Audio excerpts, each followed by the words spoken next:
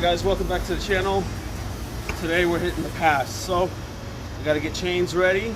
Once I show you guys kind of what I do to install them, it's the same for every type of vehicle, whether it's a truck or a small car. Same type of principle goes into it. I'll show you guys when I get up there because there is a chain requirement on the pass. So I'll just kind of go through the basics before you get up there. You always want to just prep them outwards. There is a proper way to do it, and then there is the way that everybody else does it. It's going to show you how I do it. It's the first time during the season, so I'm a little rusty with some of my chains. I know that a lot of guys can get them on and off in like 5 minutes, no problem, and that's the whole truck. First off, what you're going to want to do is spread out your chain so that you do it here where it's dry, not out there on the side of the road where you got trucks driving by splashing you with snow and slush and stuff, just to make sure that you got what you need. One, that they're not broken, because they will shred your tires, they'll destroy them.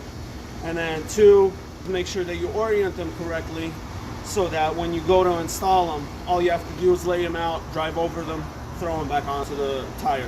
So first, you're just gonna make sure they're untangled so you're not messing with them while out there in the snow. And what you're gonna wanna do too is think about on the side of the road how you're going to lay them out onto the ground, so when you go out there you do it quickly. You don't want to be out there for half an hour. I've seen guys literally sit out there for an hour trying to throw on chains because they're all messed up and they don't know how to install them and they don't know how to put them on there correctly. First thing you're going to look for is the way that the chain on the cross tire is hooked up onto the chain for the sidewall. It's looped around and that's how it's connected. I like to put them so that the hooked end of it is on the outside of the tire, because if they ever break off or anything like that, this is what's going to slap against your tire, and if it's facing on the inside, all you're going to do is just tear up the tire. So first off, on these ones we're going to flip them to the side, make sure they're all untangled, and sometimes they do get looped up like this and it just looks like a giant mess. So just figure out where each end of the chain is, unhook it, lay it all out, and then we'll show you guys how to throw it on the tire.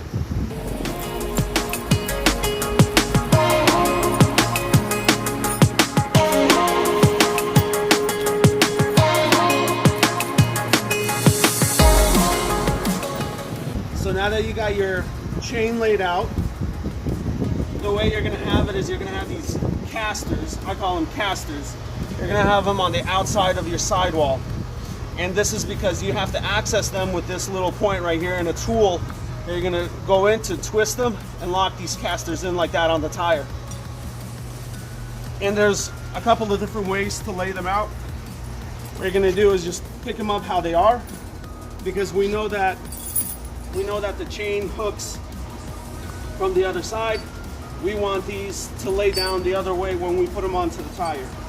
So we're gonna grab them like this, lock them back, orient them correctly like this. And you're gonna butt them right against the tire, because you don't have to drive too far to back onto them. Open them up really well like this so that when you drive onto them, you don't drive onto the chain that goes onto the sidewall. After this, what you're gonna do is just back up straight onto it, and then you're gonna take your far end and just stretch it over your tire. Make sure that they're all spaced correctly and they're not binding anywhere. From here, what you'll do is you'll find the end chain that's open from your sidewall and hook it up. You want to do the back first. That way, if it doesn't reach, you can always just back it up or roll forward so that it loosens up the chain all the way across and so that you can loop it. Once you hook it on, what you're going to then go around and do is make sure that all of these casters are twisted in and locked in place, just like that. So you want both ends of the chains to come close together, so your caster looks like that, and you're going to go all the way around. After this, what you're going to do is you take those bungee cords, and I like the foot long ones. And what I like to do is actually, after I twist the caster around, I hook it into where the tool goes in, and then I pull it down. And I hook it into the caster on the opposite side, or onto the chain if there isn't one. And you hook it on like that, and what that does is ensure that these chain ends are always going to stay next to each other, because that's how the caster stays locked in. And I like to use 3 across, so I'll hook into this side, onto that side, and then across another one over, just like that. And that should get you going, because usually you're not going to drive more than like 3 to 4 miles, just enough to clear the summit, and that's it. I'll throw those off, and I'll make sure that I lay them out again, and I'll fold them up end to end so that they can fit wherever you're storing them. Some trucks have some braces that come off like this with forks where you can lay them out onto it. In my case, I got a toolbox that I just throw them in there. That way it's easy access for when I need them on the side of the road. I can do it really quickly. And then when I get up to the pass, I'll show you guys how to do it, get some scenic shots. So just stick around and we'll catch up afterwards.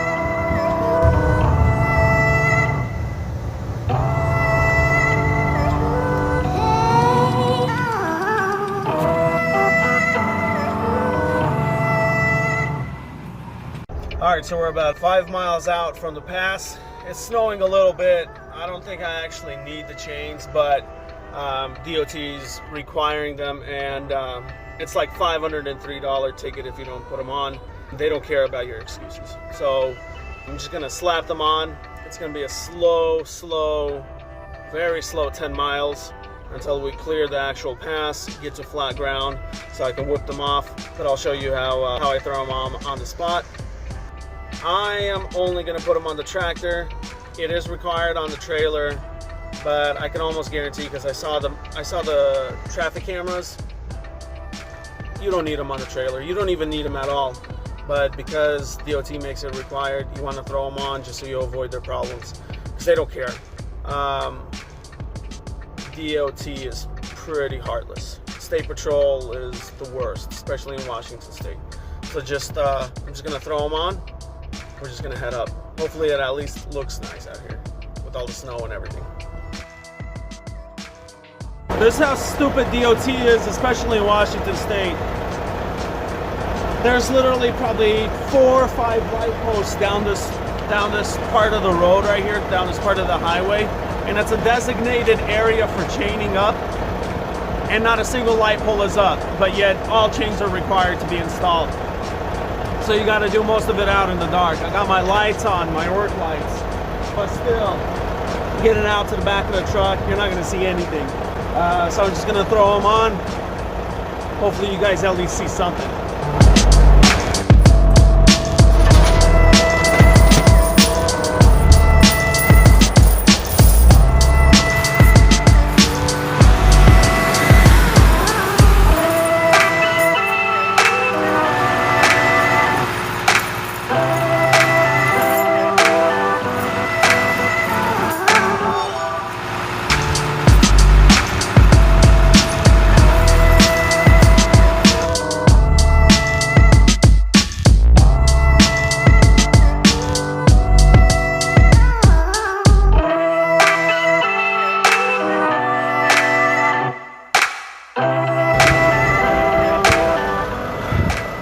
So this is how I do my chains.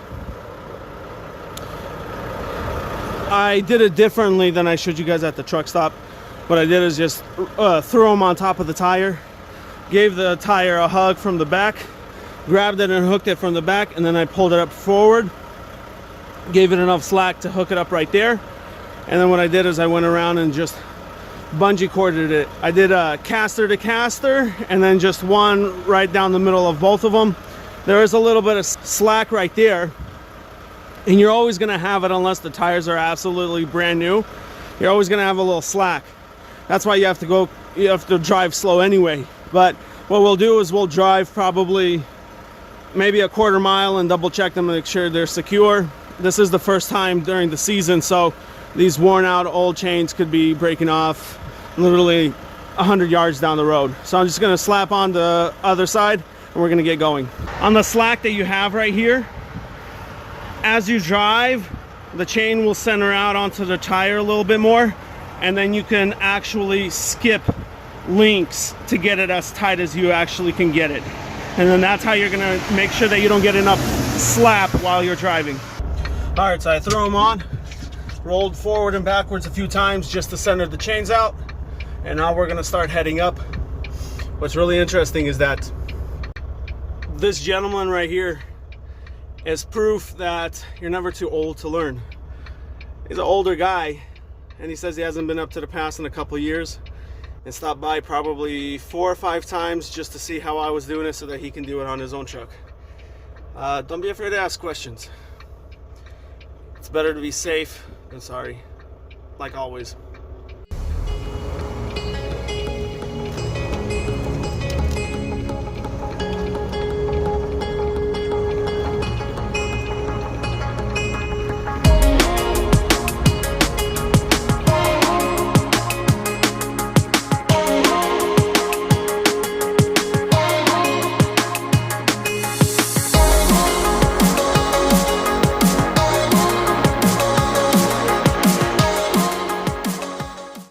Cop is literally sitting here making sure that all the trucks that pass by have chains on.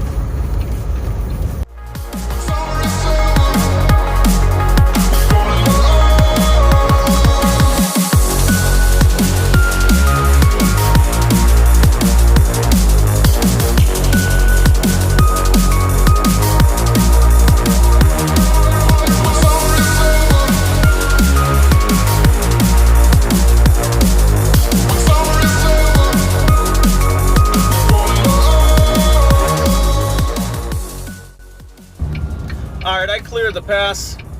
If I had better tires, I wouldn't even have bothered putting on chains. I'm just gonna whip them off and then end it for the night. I'm trying to stay focused, but somehow all I can think of is when you split.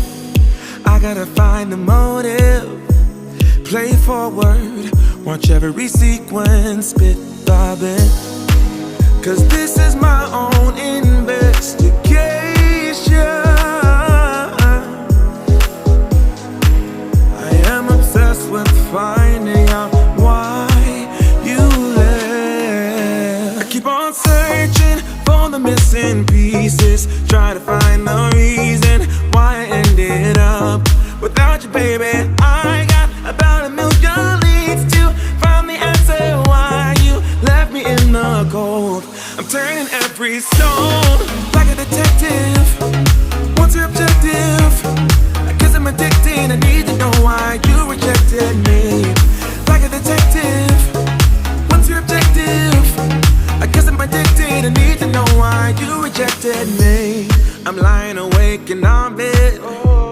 while staring.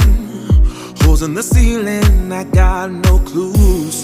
You played a trick in my head. Can this... Oh boy, she is dirty. The snow does that though. Gets it all kinds of mucky and nasty. She's gonna need a wash bad. So that's kind of it so far. The drive to Spokane was miserable. It was foggy and snowy, the whole road down there. It's like 280 miles from Seattle to Spokane, and it was just terrible the whole way through. You guys saw some clips though on the way back when the daylight finally came up, and through the pass it was actually really nice. The roads were pretty bare, it was really clean, and the scenery was just awesome. It looked great. There are just a few other things I might have missed on how to actually install them and stuff like that. In future videos I might show something else. Maybe I'll show more in depth into it. But for now, just the general idea, plus a little bit of scenery in there. But other than that, any other questions, comments, or concerns, anything for the good or the order, go ahead and leave it down below, and we'll see you guys on the next video. Thanks. Feels like I'm banging my head against the wall. I keep on searching.